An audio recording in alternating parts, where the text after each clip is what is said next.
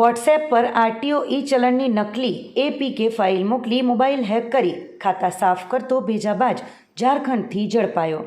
દમણના Kadaiya coastal police મથકમાં 4 મહિના પહેલાં નોંધાયેલી એક સાયબર ફ્રોડની ફરિયાદના આધારે સાયબર સેલે ટેકનિકલ એનાલિસિસ કરી વોટ્સએપ પર આરટીઓ ઈ ચલણના નામે નકલી એપીકે ફાઇલ મોકલી લોકોના મોબાઈલ હેક કરીને બેંક ખાતામાંથી ઓનલાઈન નાણાં સેરવી લેતી ગેંગના મુખ્ય આરોપી મોહમ્મદ સગીર અંસારીને ઝારખંડના ગિરિહીડ જિલ્લામાંથી ઝડપી પાડ્યો છે। આરોપીની પૂછપરછ અને કબૂલાતમાં સામે આવ્યું છે કે તે ટેલિગ્રામ મારફતે નકલી એપીકે ફાઇલ અને 100 થી 200 જેટલા મોબાઈલ નંબરો મેળવતો હતો। ત્યારબાદ તે નંબરો પર વોટ્સએપ દ્વારા મેસેજ મોકલતો હતો। જેવો કોઈ વ્યક્તિ આ એપીકે ફાઇલ પોતાના ફોનમાં ઇન્સ્ટોલ કરે કે તરત જ તેનો મોબાઈલ હેક થઈ જતો અને ફોર્મ ફોર્મેટ થઈ જતો, જે બાદ આરોપી મોબાઈલનું સંપૂર્ણ એક્સેસ મેળવી બેંક ખાતામાંથી રકમ ઉપાડી લેતો હતો। એટલું જ નહીં, આ નકલી ફાઇલ પીડિતના કોન્ટેક્ટ લિસ્ટમાં રહેલા અન્ય નંબરો પણ આપમેળે ફોરવર્ડ થઈ જતી હતી। પોલીસે ઝારખંડમાં 4 થી 5 દિવસ સુધી સઘન વોચ ગોઠવી આરોપીને ઝડપી તેની પાસેથી એક એપલ આઈફોન 16 પ્રો મેક્સ જપ્ત કર્યો છે અને તેની સામે બીએનએસની વિવિધ કલમ મુજબ ગુનો નોંધી ગિરિહીડ કોર્ટમાં રજૂ કરી ટ્રાન્ઝિસ્ટો રિમાન્ડ મારફતે દમણ લાવી સઘન તપાસ હાથ ધરી છે। દમણ સાયબર સેલ દ્વારા નાગરિકોને અપીલ કરવામાં આવી છે કે વોટ્સએપ કે અન્ય માધ્યમથી આવતી કોઈપણ અજાણી એપીકે ફાઇલ ક્યારેય ડાઉનલોડ ન કરવી અને જો ભૂલથી ફાઇલ પર ક્લિક થઈ જાય તો તરત જ ફોન સ્વિચ ઓફ કરી અથવા એરોપ્લેન મોડ પર રાખી અંદર રહેલું સિમ કાર્ડ કાઢી તેને બ્લોક કરાવી દેવું, તેમજ તાત્કાલિક સાયબર ક્રાઇમ હેલ્પલાઇન નંબર 1930 પર કોલ કરી ફરિયાદ નોંધાવવી, જેથી ખાતામાંથી કપાયેલા નાણાં समयसर होल्ड કરી શકાય। मिलता था टेलीग्राम से और नंबर भी मिलता था, उसको व्हाट्सएप के थ्रू से भेजते थे। फिर जो व्हाट्सएप में एपीके को क्लिक करता था, ओपन करता था, उसका मोबाइल हैक हो जाता था, उसका बैलेंस निकल जाता था। टेलीग्राम के थ्रू टेलीग्राम से ये लोग एपीके फाइल लेते हैं और वहाँ से ये लोग सर्कुलेट काफ़ी सारे 100, 150, 200 के आसपास ये इन लोगों को नंबर मिलते हैं और उन्हीं नंबरों पे ये लोग एपीके फाइल भेजते हैं। तो एपीके फाइल भेजने के बाद जो लोग जिनको पता नहीं रहता वो लोग क्लिक कर लेते हैं और क्लिक के बाद में पूरा फ़ोन उनका फॉर्मेट हो जाता है, सारा एक्सेस इनके पास आ जाता है और जो भी अकाउंट में पैसे होते हैं ये लोग इनको निकाल लेते हैं। एपीके जो फ्रॉड है, इनसे बचने का सबसे बड़े तरीका यही है कि आप जो भी आपके पास फ़ोन में व्हाट्सएप पे जो भी फाइल वगैरह आती है तो उसमें आप पहचान कीजिए, अगर एपीके फाइल में लिखा है तो उसको कभी भी डाउनलोड ना करें। वो फाइल आपके किसी भी रूप में, जैसे कि आपका कोई फ्रेंड हो, उसका फ़ोन हैक हो गया हो तो उसके फ़ोन से भी आपको आ सकती है। तो सबसे बड़ी पहचान यही है कि आप फाइल को पहचानें, अगर एपीके लिखा हुआ है नीचे तो उसको कभी भी क्लिक ना करें। दूसरा, अगर आप कभी गलती से भी क्लिक हो जाता है तो तुरंत आपका फ़ोन स्विच ऑफ कर दीजिए या फिर उसको एरोप्लेन मोड पे रख दीजिए। और तीसरा कि जो सिम है अंदर, वो सिम आप तुरंत उसको निकाल दीजिए और उसको सिम को ब्लॉक करा दीजिए। और उसके बाद तुरंत ही आप हमारी जो साइबर जो नंबर है, हेल्पलाइन नंबर 1930, आप उस पर तुरंत कॉल करके अपनी शिकायत दर्ज कराएं। उसका जितना जल्दी आप शिकायत दर्ज कराओगे उसका बेनिफिट ये होता है कि आपके अकाउंट में अगर पैसा चले गया हो और आप शिकायत टाइमली और तुरंत आप लोग करा देते हैं तो जो पैसा अकाउंट में गया है वो पैसा होल्ड हो जाता है।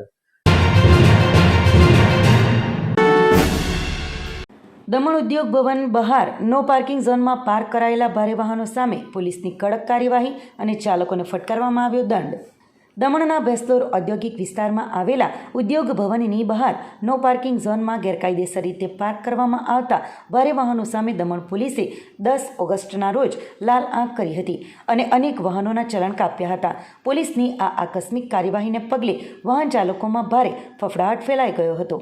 પ્રાપ્ત વિગતો અનુસાર ઉદ્યોગ ભવનની આસપાસ રોડની કિનારે વારંવાર ભારે વાહનો ઊભા રહેતા હોવાથી ટ્રાફિકની ગંભીર સમસ્યા સર્જાતી હતી અને અન્ય વાહન ચાલકોને ભારે હાલાકીનો સામનો કરવો પડતો હતો। પોલીસે અગાઉ પણ અનેકવાર વાહન ચાલકોને નો પાર્કિંગ વિસ્તારમાં વાહનો ન ઊભા રાખવા કડક સૂચના આપી હોવા છતાં કેટલાક ચાલકો ટ્રાફિકના નિયમોની અવગણના કરી રહ્યા હતા।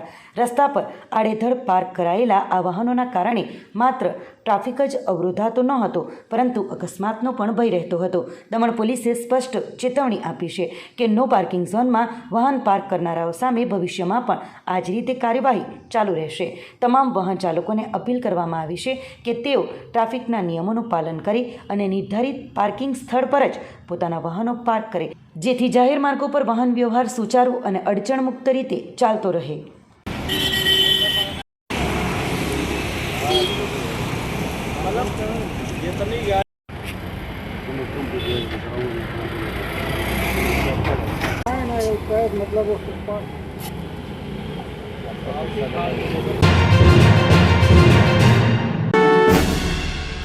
નાની દમણ જેટી પાસે દરિયામાં ડૂબી જવાથી 17 વર્ષીય યુવકનું મોત.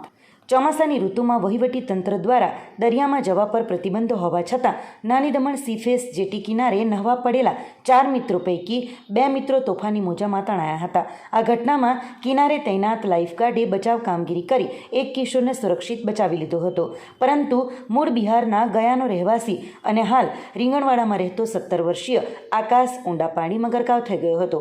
બનાવની જાણ થતાં જ પોલીસ અને ફાયર બ્રિગેડની ટીમે રેસ્ક્યુ બોટની મદદથી સઘન શોધખોળ હાથ ધરી હતી. મોડી સાંજે દરિયામાં ઓટ આવતા પાણી ઓછું થતાં નજીકના પથરાળ કિનારેથી આકાશની લાશ મળી આવતા તેના પરિવારમાં ભારે આક્રંદ અને શોક છવાઈ ગયો હતો. હાલ પોલીસે મૃતદેહને પોસ્ટમોર્ટમ અર્થે સરકારી હોસ્પિટલમાં મોકલી આપીને અકસ્માત મોતનો ગુનો નોંધી આગળની કાર્યવાહી હાથ ધરી છે. મોરાઈ ગામમાં પાણીની ટાંકીના લિફ્ટરની તાર તૂટતા મજૂરનું કમકમાટીભર્યું મોત અને કોન્ટ્રાક્ટર ફરાર થતાં રોડ પર મૃતદેહ મૂકી મજૂરોનો આક્રોશ ફૂટી નીકળ્યો. વાપીના મોરાઈ ગામમાં નિર્માણાધીન પાણીની ટાંકી પર કામ દરમિયાન સુરક્ષાના સાધનોના અભાવે સર્જાયેલા દર્દનાક અકસ્માતે ભારે હડકંપ મચાવી દીધો છે. નવનિર્મિત પાણીની ટાંકી પર 3 થી 4 મજૂરો કામ કરી રહ્યા હતા, ત્યારે મજૂર મંગલસિંહ લિફ્ટરની બકેટમાં બેસીને નીચેથી ઉપર જઈ રહ્યો હતો. તે જ સમયે અચાનક લિફ્ટરની તાર તૂટી જતાં બકેટ સીધી જમીન પર ખાબકી હતી અને મંગલસિંહનું ઘટના સ્થળે જ મોત નીપજ્યું હતું. આ ગોઝારી ઘટના અંગે એક પ્રત્યક્ષદર્શીએ જણાવ્યું હતું કે માત્ર 2 મિનિટ માટે દુકાને બેસન લેવા ગયો હતો અને પાછો ફર્યો ત્યારે આ દુર્ઘટના ઘટી ચૂકી હતી. તેમણે સ્પષ્ટ જણાવ્યું હતું કે કામ કરી રહેલા કોઈ પણ મજૂરે સેફટી બેલ્ટ પહેર્યો ન હતો, જે કોન્ટ્રાક્ટરની ઘોર બેદરકારી છતી કરે છે. ઘટનાની જાણ થતાં 108ની ટીમ તાત્કાલિક પહોંચી હતી અને તપાસ બાદ મંગલસિંહને મૃત જાહેર કર્યો હતો. અકસ્માત સર્જાયા બાદ 2 જવાબદાર કોન્ટ્રાક્ટર ઘટના સ્થળેથી સીધો ફરાર થઈ જતાં મજૂરોનો રોષ ભભૂકી ઉઠ્યો હતો, જેથી ગુસ્સે ભરાયેલા શ્રમિકોએ મૃતદેહને રસ્તા વચ્ચે મૂકીને વિરોધ પ્રદર્શન કરી જવાબદારો સામે કડક કાર્યવાહીની માંગ કરી હતી. આ ઘટનામાં પોલીસના મોડા પહોંચવાને લઈને પણ લોકોમાં ભારે નારાજગી જોવા મળી હતી. આક્રોશિત લોકોએ સવાલ ઉઠાવ્યા હતા કે જો આ મામલો દારૂ કે અન્ય કોઈ વિવાદનો હોત તો શું પોલીસ આટલી મોડી પહોંચી હોત? આ હચમચાવી દેનારી ઘટનાએ અનેક ગંભીર સવાલો ઊભા કર્યા છે કે લિફ્ટરની તાર કેવી રીતે તૂટી, સુરક્ષા માપદંડોની તપાસ કોણે કરી અને આખરે શહેર અને વિકાસની ઇમારતો ચણતા ગરીબ મજૂરોની જિંદગીની સલામતી ક્યારે સુનિશ્ચિત થશે? मैं इधर से जा रहा था तो ये दो तीन आदमी यहाँ काम कर रहे थे मैं ये नहीं देखा कि मतलब सेफ्टी बेल्ट लगाए हैं कि कुछ भी नहीं लगाए रहे. सेफ्टी बेल्ट नहीं लगा रहा है, ऊपर से गिरे हैं, मौत हो गई उनकी. कौन सी जगह है? ये मुरई पंचायत बता रहे हैं. हाँ, मैं यहाँ का नहीं हूँ, मेरे को भी मालूम नहीं है कि गाँव का, मतलब मुरई पंचायत बता रहे हैं कि मुरई पंचायत में पानी की टंकी में काम कर रहे थे तो वही ये हादसा हुआ है. मैं दुकान जा रहा था बेसन लेने, 2 मिनट लगा मेरे को बेसन लेने में, इतने में कांडे हो गया ये. દમણમાં હર ઘર તિરંગા અભિયાન અંતર્ગત બીજેપી દ્વારા ભવ્ય તિરંગા પદયાત્રાનું આયોજન. દાદરાનગર હવેલી અને દમણ દીવ પ્રદેશ બીજેપી દ્વારા 10 ઓગસ્ટના રોજ દમણમાં હર ઘર તિરંગા અભિયાન અંતર્ગત ભવ્ય તિરંગા પદયાત્રાનું આયોજન કરવામાં આવ્યું હતું. પ્રદેશ બીજેપી અધ્યક્ષ મહેશ અગારિયાના નેતૃત્વમાં છપલી શેરીથી શરૂ થયેલી આ ભવ્ય પદયાત્રા હાથમાં લહેરાતા તિરંગા અને દેશભક્તિના નારાઓ સાથે નાની દમણ બસ સ્ટેન્ડ સુધી પહોંચી હતી. આ યાત્રામાં મોટી સંખ્યામાં વિદ્યાર્થીઓ, યુવાનો, બીજેપી પદાધિકારીઓ, કાર્યકર્તાઓ અને સ્થાનિક નાગરિકોએ ઉત્સાહપૂર્વક ભાગ લીધો હતો. સમગ્ર સમગ્ર માર્ગ પર ભારત માતા કી જય, વંદે માતરમ અને જય હિન્દના નારા ગુંજી ઉઠ્યા હતા, જેનાથી વાતાવરણ દેશભક્તિથી તરબોળ બન્યું હતું. આ પ્રસંગે ઉપસ્થિત લોકોએ રાષ્ટ્રની એકતા, અખંડિતતા અને સાર્વભૌમત્વને મજબૂત બનાવવા માટે સમર્પિત રહેવાનો સંકલ્પ લીધો હતો. યાત્રાના સમાપન પર મહેશ અગારિયાએ પોતાના સંબોધનમાં જણાવ્યું હતું કે તિરંગો દેશના ગૌરવ, સ્વાભિમાન અને એકતાનું પ્રતીક છે અને આ અભિયાન માત્ર ઘરે તિરંગો લહેરાવવા પૂરતું સીમિત નથી, પરંતુ દરેક નાગરિકના મનમાં દેશ પ્રત્યેની જવાબદારીની ભાવનાને વધુ મજબૂત બનાવવાનું અભિયાન છે.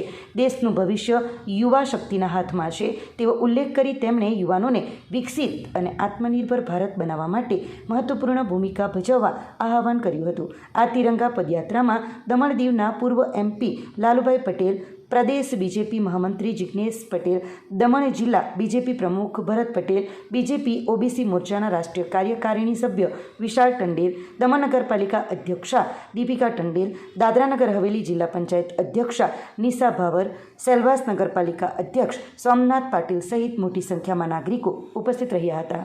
तिरंगा यात्रा हम हर साल जब से हमारे देश के यशस्वी प्रधानमंत्री जी ने आह्वान किया है कि हर घर पे तिरंगा होना चाहिए, इस अभियान के तहत हम अगस्त में 10 तारीख से हमने और 15 तारीख का हम हर घर तिरंगा का अभियान हम चला रहे हैं. देश में हमारा जो तिरंगा है उसके आन बान शान है. लोगों में हम नई चेतना लाना चाहते, देशभक्ति लाना चाहते हैं. इसी मकसद से हम हर साल ये तिरंगा यात्रा निकालते हैं. વાપીમાં સિનિયર સિટીઝન સાથે છેતરપિંડી કરનાર આંતરરાજ્ય ATM ફ્રોડ ગેંગનો પર્દાફાશ. વાપીના ડુંગરા વિસ્તારમાં મદદ કરવાના બહાને સિનિયર સિટીઝનનું ATM કાર્ડ બદલી ₹72,998ની છેતરપિંડી આચરતી આંતરરાજ્ય ગેંગનો ડુંગરા પોલીસે પર્દાફાશ કર્યો છે. ગત 5 જુલાઈ 2024ના રોજ ચીરી સ્થિત ધનલક્ષ્મી સોસાયટી પાસેના HDFC બેંકના ATMમાં નાણાં ઉપાડવા ગયેલા વૃદ્ધનો પિન નજર ચૂકવીને જોઈ લીધા બાદ બે ગઠિયાઓએ કાર્ડ બદલી ખાતામાંથી રકમ ઉપાડી લીધી હતી. આ ગંભીર ગુનામાં ડુંગરા PI BN ગોહિલના માર્ગદર્શન હેઠળ વિશેષ સર્વેલન્સ ટીમે CCTV ફૂટેજ અને ટેકનિકલ એનાલિસિસનો ઉપયોગ કરી મહારાષ્ટ્રના નાલા સોપારાના 35 વર્ષીય રહેવાસી રોહિત મૃદુલકુમાર પાંડેને દબોચી લીધો છે. પોલીસ તપાસમાં ખુલ્યું છે કે ઝડપાયેલો આરોપી રીઢો ગુનેગાર છે અને તેની સામે ગુજરાત તથા મહારાષ્ટ્રના વિવિધ પોલીસ સ્ટેશનોમાં અગાઉ 10થી વધુ ગુના નોંધાયેલા છે. હાલ પોલીસે BNSની કલમ 318 અને 54 હેઠળ ગુનો દાખલ કરી આ કેસના ફરાર આરોપી શ્રીકાંત મિશ્રાને ઝડપી પાડવા કડક તપાસનો ધમધમાટ શરૂ કર્યો છે.